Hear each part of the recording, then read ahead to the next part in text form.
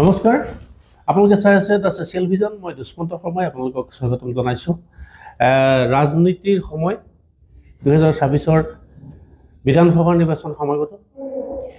ইতিমধ্যে অসমৰ বিভিন্ন প্ৰান্তত প্ৰায়বোৰ সমষ্টিতেই প্ৰতিটো দলৰ প্ৰতিনিধিসকলে কুচকাৱাজ চলাইছে। সম্ভাৱ্য যিসকল প্ৰতিনিধি তেখেতসকলে নিজৰ নিজৰ প্ৰচাৰ অভিযান আৰম্ভ কৰিছে। মই এগৰাকী বিশেষ ব্যক্তিক আপোনালোকৰ সন্মুখলৈ লৈ আহিছোঁ, যিগৰাকী ব্যক্তি আছিল অসম চৰকাৰৰ পৰিবহণ বিভাগৰ এগৰাকী কৰ্মচাৰী, আৰু তেখেতে স্বেচ্ছাই অৱসৰ গ্ৰহণ কৰিছিল 2024 চনত। আৰু সেইগৰাকী ব্যক্তি সম্প্ৰতি অসম প্ৰদেশ কংগ্ৰেছৰ এগৰাকী সক্ৰিয় সদস্য, সক্ৰিয় কৰ্মী। তেখেতে অৱসৰ গ্ৰহণৰ পিছতেই তেখেতৰ জন্মস্থান গহপুৰ সমষ্টিত তেখেতে কংগ্ৰেছৰ হৈ কুচকাৱাজ চলাইছে, প্ৰচাৰ অভিযানত নামি পৰিছে। আপোনাক স্বাগতম জনাইছোঁ দিনেন কুমাৰ পেগুক আমি আপোনালোকৰ সন্মুখত চিনাকি কৰাই দিলোঁ। আৰু সেইগৰাকী ব্যক্তিয়ে স্বেচ্ছাই অৱসৰ গ্ৰহণ কৰাৰ পিছত কংগ্ৰেছ দলত কিয় যোগদান কৰিছে, কংগ্ৰেছ দলৰ হৈ এইবাৰ নিৰ্বাচনত তেখেতে প্ৰাৰ্থিত্বৰ কাৰণে আবেদন আগবঢ়াইছে। প্ৰাৰ্থিত্ব পাই তেখেতে কি কৰিব, গহপুৰৰ কেনেধৰণৰ উন্নয়নৰ কামত তেখেত মনোনিৱেশ হ'ব, তেখেত কেনেদৰে জয়ী হ'ব ইত্যাদি সমগ্ৰ কথা আপোনালোকক লৈ আহিছোঁ। আপোনাৰ বিষয়ে ইতিমধ্যে আমাৰ দৰ্শকসকলক জনাইছোঁ। আপুনি অসম পৰিবহণ বিভাগৰ এগৰাকী কৰ্মী।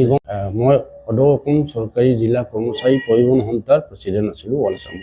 হয় হয়। তাৰপিছত আপুনি স্বেচ্ছাই অৱসৰ গ্ৰহণ কৰিলে আৰু কংগ্ৰেছ দলত যোগদান কৰিলে, কিয়?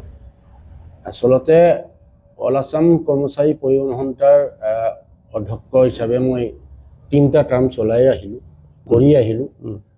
আৰু অৱসৰ লোৱাৰ মেইন উদ্দেশ্য সেইটোৱে যে আচলতে এই বিজেপি চৰকাৰৰ দিনত চাকৰি কৰাৰ অনিশা আহি গ'ল মোৰ। তাৰমানে চাকৰিৰ প্ৰতি এটা মোৰ বিতৃষ্ণা আহি গ'ল, যেনেকৈ এটা যেন প্ৰাইভেট গোলামহে আৰু কাৰোবাৰ ঘৰত যেন চাকৰি কৰি আছোঁ তেনেকুৱা নিচিনা হ'ল। এইটো কাৰণে মই অৱসৰ ল'বলগীয়া হ'ল। আৰু কংগ্ৰেছৰ প্ৰতি মোৰ আকৃষ্ট এইটোৱে আছিলে যে মোৰ দেউতা 1965-ৰ পৰাই কংগ্ৰেছ দলতেই কংগ্ৰেছ কৰ্মী হিচাপে তেখেতে আমাৰ দেউতাই তাৰমানে ব্লক প্ৰেচিডেণ্ট, ডিষ্ট্ৰিক্ট প্ৰেচিডেণ্ট কৰি মেলি আহি গোটেই জীৱন। আপোনাৰ গহপুৰৰ কোন ঠাইত ঘৰ? ধেনুদৰা।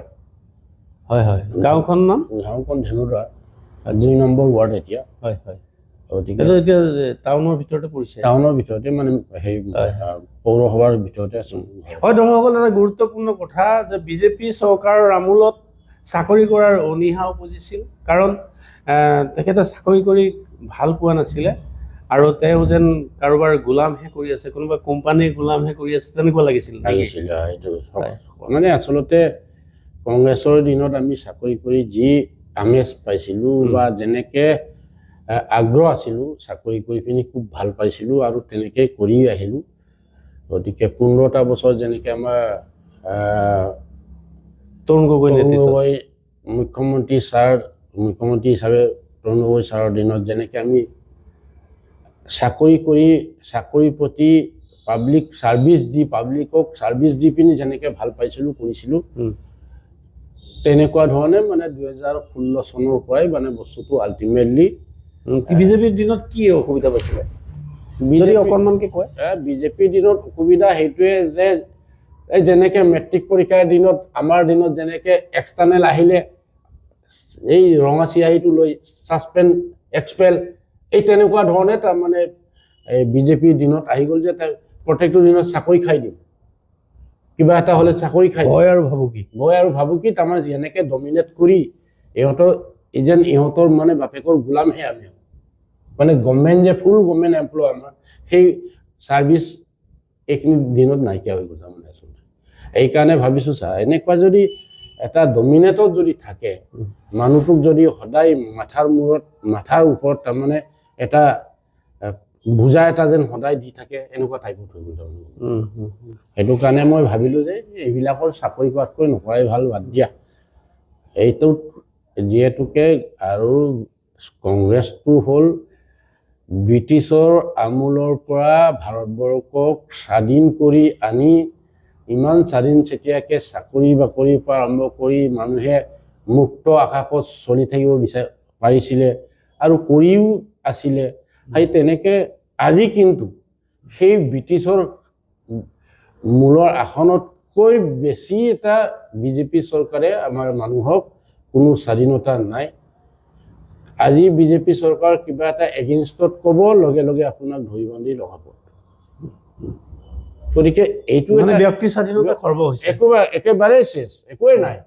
আপুনি নিজেই যদি আজি বিং এ ৱাৰ্ডৰ ৰিপৰ্টাৰ, আপুনি ৰিপৰ্টাৰ হিচাপে আপুনি ইহঁতৰ এগেইনষ্টত লিখকচোন। কাইলৈ আপোনালোকৰ ৰিপৰ্টাৰবিলাকৰে কোনো য'ত নেকি চতুৰ্থ স্তম্ভ, সিহঁতৰে স্বাধীনতা নাই। গতিকে আমি চাকৰিয়ালবিলাকে হওক বা সাধাৰণ ব্যক্তিসকলে কি স্বাধীনতা থাকিব? হয়, স্বাধীনতা বিঘ্নিত হৈছে বিজেপি চৰকাৰৰ দিনত। এয়া এইগৰাকী ব্যক্তি, তেখেতৰ বক্তব্য। এতিয়া কংগ্ৰেছ দলত 15 বছৰ তৰুণ গগৈ নেতৃত্বত কংগ্ৰেছে শাসন কৰিলে। তাৰপিছত দেখা গ'ল যে কংগ্ৰেছ নোহোৱা কৰি দিয়াৰ, কংগ্ৰেছ শূন্য কৰি দিয়াৰ এটা শ্লোগান লৈ দিছপুৰত বিজেপিয়ে চৰকাৰ ফৰ্ম কৰিলে। বিগত 10টাকৈ বছৰ বিজেপিৰ চৰকাৰ হৈ আছে সৰ্বানন্দ সোণোৱালৰ নেতৃত্বত, হিমন্ত বিশ্ব শৰ্মাৰ নেতৃত্বত। তেওঁলোকৰ মিত্ৰ দলে চৰকাৰ গঠন কৰিছে, লগত AGP আছে।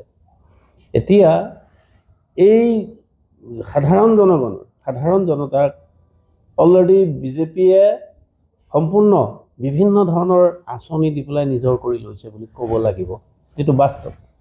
এনে পৰিপ্ৰেক্ষিতত আপোনালোকে কংগ্ৰেছ দলে গৌৰৱ গগৈৰ নেতৃত্বত কিদৰে বিজেপিক হৰুৱাই বা শাসনাধিষ্ঠ চৰকাৰখনক নোহোৱা কৰি পেলাই কংগ্ৰেছৰ চৰকাৰ পুনৰ প্ৰতিষ্ঠা কৰিব, আপুনি আশাবাদী?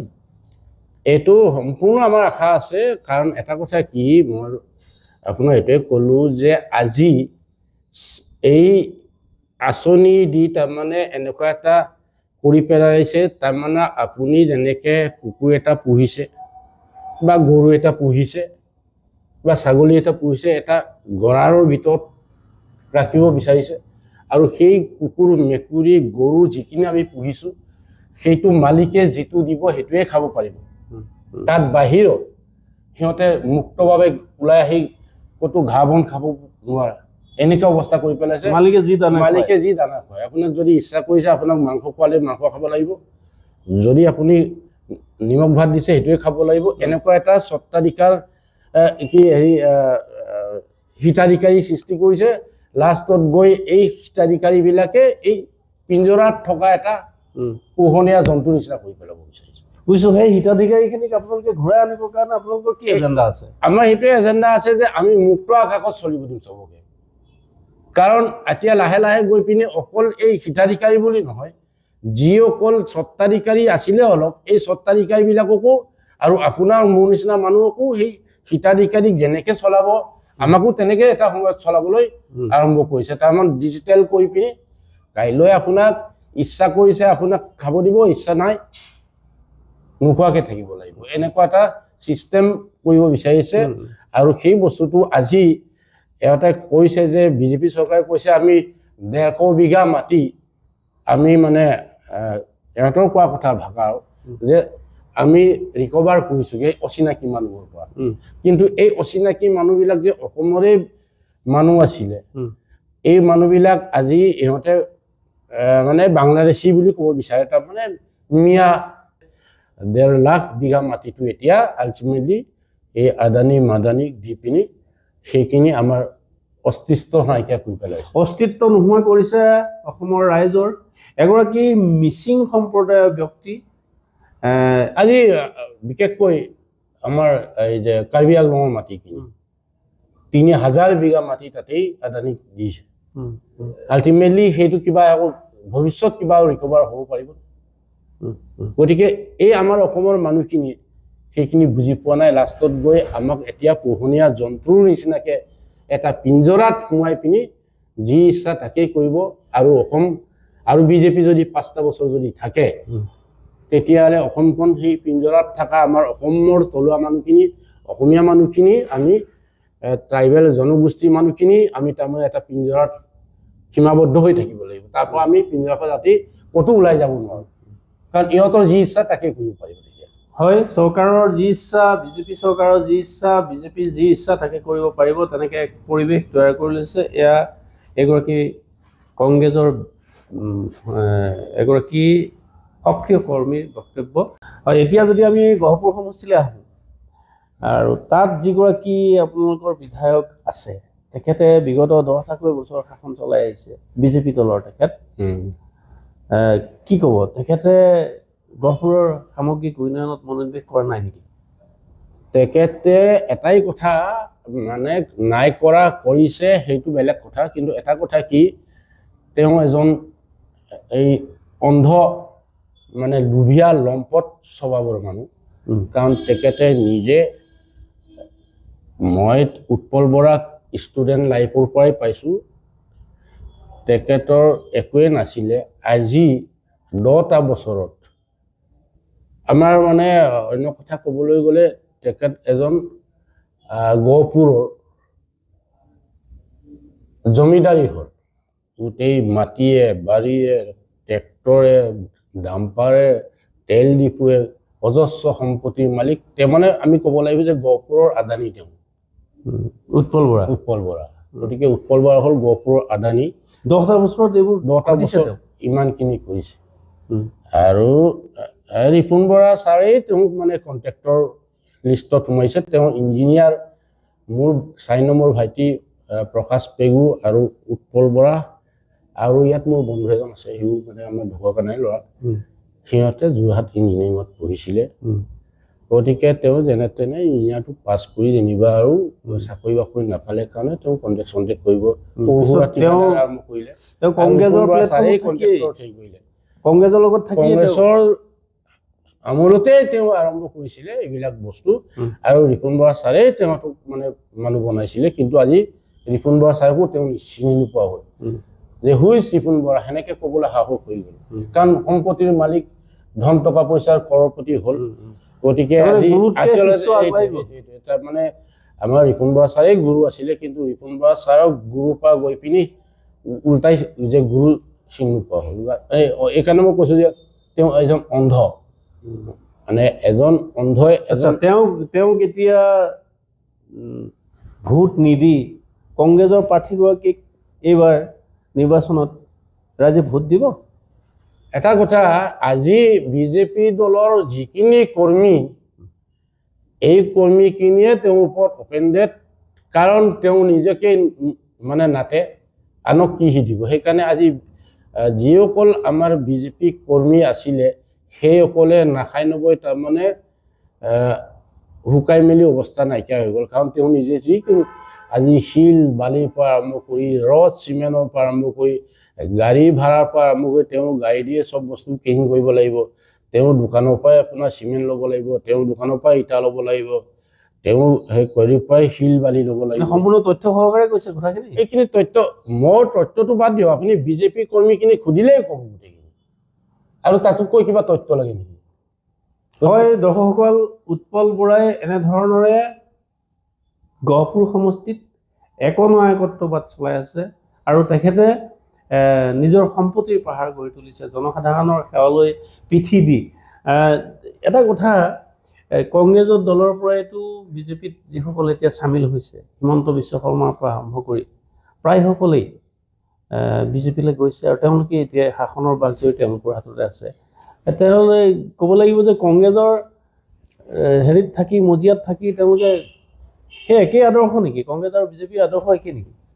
কংগ্ৰেছৰ আদৰ্শ সেইটো নাছিলে, কিন্তু যিসকল কংগ্ৰেছৰ আদৰ্শত থাকি কংগ্ৰেছৰ আদৰ্শত টিকিব নোৱাৰি, তিষ্ঠিব নোৱাৰি, আজি আমাৰ অসমত যিসকল বিজেপিৰ মুখ্য গুৰি ধৰোঁতা, গোটেই বিজেপিখন চলাই থকা মানুহখিনি আগতে বিজেপি কংগ্ৰেছত আছিলে। কংগ্ৰেছত থাকি ইহঁতে এনেকুৱা এটা কাৰাপশ্যন ৰাস্তা দেখুৱাৰ কাৰণে কংগ্ৰেছৰ পৰা আউট হৈ পিনি ইহঁতে এতিয়া বিজেপি দলত আহি বিজেপি য'ত নেকি কংগ্ৰেছক গেলাই পেলাইছিলে, এই গোটেই গেলোৱা মানুহখিনি আছিলে এতিয়া বিজেপিত আছে। আৰু বিজেপি এতিয়া লাহে লাহে গেলি মেলি শেষ। এতিয়া বিজেপিৰ প্ৰতি মানুহ এটা এনেকুৱা এটা বিতৃষ্ণা আহি গ'ল যে এই মানুহখিনিয়ে যদি আকৌ চৰকাৰ গঠন আকৌ কৰে। যদি চৰকাৰ গঠন কৰে তেতিয়াহ'লে অসমখনটো শেষ বিক্ৰী কৰি শেষেই কৰি পেলালে।